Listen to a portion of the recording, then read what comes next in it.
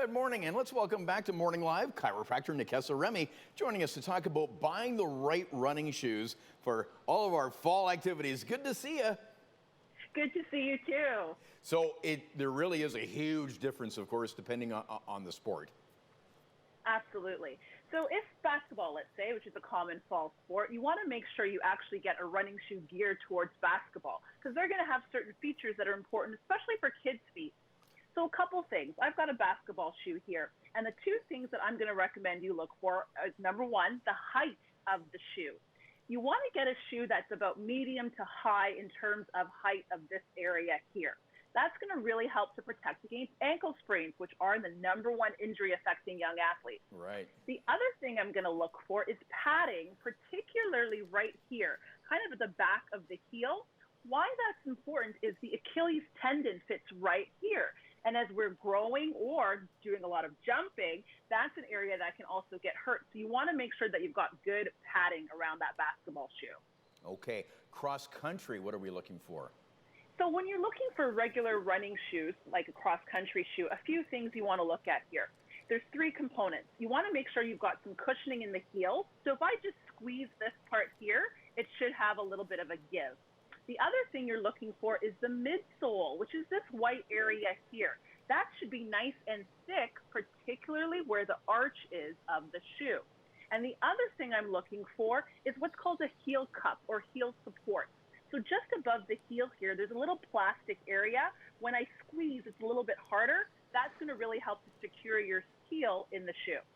Okay, now for lacrosse players, I'm sure there's some, that's a pretty demanding sport and demanding on running shoes. Extremely. So you want to make sure if you're doing lacrosse or even football, soccer, get cleats. And for young people, we want to make sure the cleats are plastic, not metal.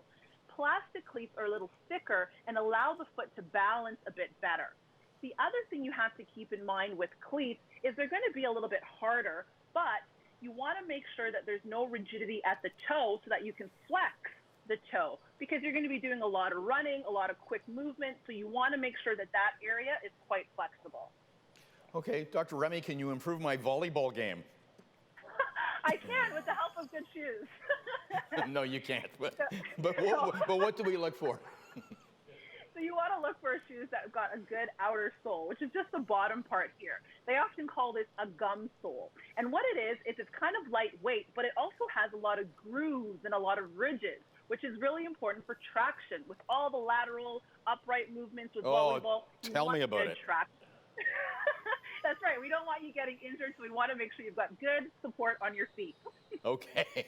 All great tips. And quickly review us before we go here. We've talked about it before, but often we're buying these shoes online. What do we need to think about? You want to try to make sure that you are measuring your feet so you get the right size, because different brands, different sizes.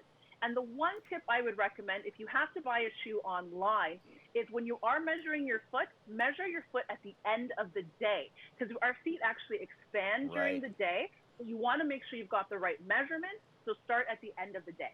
That's a very good tip. And that's why we have you on all the time. And it's good to see you again, Dr. Nekessa Remy. Good to see you too, Bob.